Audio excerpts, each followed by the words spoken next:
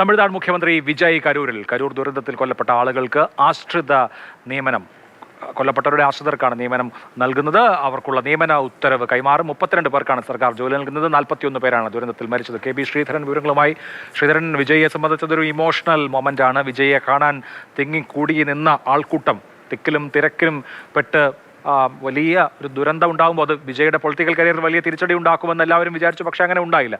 ആ മരിച്ച ആളുകളുടെ ബന്ധുക്കൾക്ക് സഹായം നൽകുക എന്നുള്ളത് അദ്ദേഹത്തെ സംബന്ധിച്ച് വൈകാരികമായ ഒരു ഉത്തരവാദിത്വം കൂടിയാണ്. അത് നടക്കുന്നു. എന്താണ് വിശദാംശങ്ങൾ? അഭിലാഷ, അല്പസമയത്തിനകം തന്നെ മുഖ്യമന്ത്രി വിജയ് കരൂരിൽ എത്തിച്ചേരും. അദ്ദേഹം ചെന്നൈയിൽ നിന്ന് പുറപ്പെട്ടു. റോഡ് ഷോയായാണ് അദ്ദേഹം ഈ സമ്മേളന വേദിയിലേക്ക് എത്തുന്നത്. കനത്ത സുരക്ഷയിലാണ്, പ്രത്യേകിച്ച് കരൂർ ദുരന്തത്തിന്റെ പശ്ചാത്തലത്തിൽ കനത്ത സുരക്ഷയിലാണ് ഈ സമ്മേളനം നടക്കുന്നത്. തെരഞ്ഞെടുത്ത 5000 പേർക്ക് മാത്രമാണ് ഈ ഒരു സമ്മേളനത്തിലേക്ക് പങ്കെടുക്കാനുള്ള അനുമതിയുള്ളത്. ഏതായാലും 41 പേരാണ് ആ ദുരന്തത്തിൽ കൊല്ലപ്പെട്ടത്. അതിൽ 32 കുടുംബങ്ങളിൽ നിന്നായാണ് ഈ 41 പേര് ഉള്ളത്. ഈ 32 ആളുകൾക്കാണ്, അതായത് ഈ മരിച്ച ആളുകളുടെ ആശ്രിതർക്കാണ് ഇപ്പോൾ ജോലി നൽകാനുള്ള ഒരു തീരുമാനം ഉണ്ടായിരിക്കുന്നത്. ഏതായാലും ഇന്നലെ തന്നെ സർക്കാർ അത് പ്രഖ്യാപിച്ചിരുന്നു. ഇന്ന് മുഖ്യമന്ത്രി ആ നിയമന ഉത്തരവ്, ഓരോരുത്തരുടെയും യോഗ്യത അനുസരിച്ചുകൊണ്ടുള്ള ആ നിയമന ഉത്തരവ് അല്പസമയത്തിനകം തന്നെ കൈമാറും എന്നാണ് മനസ്സിലാക്കുന്നത്. നിലവിലേതായാലും ഇതിനെ ചൊല്ലി ഒരു വിവാദം കൂടി നിലനിൽക്കുന്നുണ്ട്. പ്രത്യേകിച്ച് TVK സംഘടിപ്പിച്ച പരിപാടിയിലാണ് ഇങ്ങനെയൊരു ദുരന്തമുണ്ടായത്. അതിന് സർക്കാർ ജോലി നൽകുന്നതിനെതിരെ ഇന്നലെ തന്നെ CPI-യുടെ MP രംഗത്ത് വന്നിരുന്നു. അതോടൊപ്പം തന്നെ ഇതിനെതിരെ മദ്രാസ് ഹൈക്കോടതിയുടെ മധുരൈ ബെഞ്ചിൽ ചില ഹർജികളും ഉണ്ട്. ആ ഹർജികൾ ഇപ്പോൾ മദ്രാസ് ഹൈക്കോടതിയുടെ മധുരൈ ബെഞ്ച് ഇപ്പോൾ പരിഗണിച്ചുകൊണ്ട് ഇരിക്കുകയാണ്. ഏതായാലും ആളുകളെ സംബന്ധിച്ച് ഈ സർക്കാരിൻ്റെ ഒരു തീരുമാനത്തിന് അവർ കൈയടിക്കുകയാണ്. ഈ കരൂരിൽ നിന്നുള്ള നിരവധി പ്രതികരണങ്ങൾ ഇതിനോടകം തന്നെ വന്നിട്ടുണ്ട്. ഏതായാലും സർക്കാർ ഉചിതമായിട്ടുള്ള തീരുമാനമാണ് എടുക്കുന്നത് എന്നുള്ളതാണ് ആളുകളെല്ലാം തന്നെ പ്രതികരിക്കുന്നത്.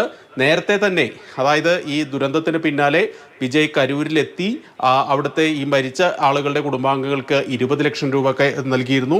ഇതുകൂടാതെ ഈ കുട്ടികളുടെ വിദ്യാഭ്യാസ ചെലവ് TVK ഏറ്റെടുത്തു, അല്ലെങ്കിൽ വിജയ് ഏറ്റെടുക്കുന്ന ഒരു പ്രഖ്യാപനം കൂടി അന്ന് വന്നിരുന്നു. ഏതായാലും മുഖ്യമന്ത്രി ആയ ശേഷം ഇതാദ്യമായാണ് കരൂരിലേക്ക് വിജയ് എത്തുന്നത്. ഇതിന് രാഷ്ട്രീയ പ്രാധാന്യം ഏറെയാണ്. പ്രത്യേകിച്ച് TVK പറയുന്നത് ഈ ദുരന്തത്തിൽപ്പെട്ട ആളുകളെ ചേർത്ത് പിടിക്കുകയാണ് സർക്കാർ ചെയ്യുന്നത്. പക്ഷെ മറുവശത്ത് DMK ഈ വിഷയത്തിൽ വലിയ വിമർശനം ഉന്നയിക്കുന്നു. ഈ ദുരന്തത്തിൽ പ്രതിസ്ഥാനത്ത് നിൽക്കുന്നത് ഈ TVKയുടെ മുതിർന്ന നേതാക്കളാണ്, പ്രത്യേകിച്ച് മന്ത്രിമാരാണ്. ഈ സാക്ഷികളെയൊക്കെ സ്വാധീനിക്കാനുള്ള ശ്രമം ഈ ഒരു നീക്കത്തിലൂടെ, ജോലി നൽകുന്നതിലൂടെയും പണം നൽകുന്നതിലൂടെയൊക്കെ നടക്കുന്നുണ്ട് എന്നുള്ള ഒരു കാര്യമാണ് DMK പറയുന്നത്. മുഖ്യമന്ത്രിയുടെ സന്ദർശനം തടയണമെന്നൊക്കെ ആവശ്യപ്പെട്ടുകൊണ്ട് നേരത്തെ സുപ്രീം കോടതിയിൽ DMKയുടെ അഭിഭാഷകൻ വാദിച്ചിരുന്നു. അന്ന് DMKയുടെ അഭിഭാഷകൻ, അല്ലെങ്കിൽ DMKക്ക് വലിയ തിരിച്ചടി സുപ്രീം കോടതിയിൽ നിന്ന് ലഭിക്കുകയും ചെയ്തിരുന്നു. ഏതായാലും ഇങ്ങനെയുള്ള രാഷ്ട്രീയമായി ഈ സന്ദർശനത്തിന് വലിയ പ്രാധാന്യമുണ്ട്. ഈ സമീപ ഭാവിയിൽ തന്നെ 6 ഉപതെരഞ്ഞെടുപ്പുകൾ വരുന്നുണ്ട്. വിജയ് ഒഴിഞ്ഞ ട്രിച്ചി ഈസ്റ്റ്, അതുകൂടാതെ അണ്ണാ DMKയുടെ MLA-മാർ രാജിവെച്ച് TVKയിൽ ചേർന്നപ്പോൾ ഉണ്ടായ ആ ഒഴിവുകൾ, ഉപതെരഞ്ഞെടുപ്പുകൾ, ഇതെല്ലാം 6 ഉപതെരഞ്ഞെടുപ്പുകൾ വരുന്നു. വിജയ് സർക്കാരിനെ സംബന്ധിച്ച് ആദ്യ രാഷ്ട്രീയ പരീക്ഷണമാണ് ഈ ഉപതെരഞ്ഞെടുപ്പുകൾ. അതുകൊണ്ട് തന്നെ ഈ കരൂരിൽ ഉണ്ടാകുന്ന ഒരു സഹതാപ തരംഗം സ്വാഭാവികമായിട്ടും അത് വിജയ്ക്ക് അനുകൂലമാക്കാനുള്ള ശ്രമം തന്നെയാണ് TVK നടത്തുന്നത്.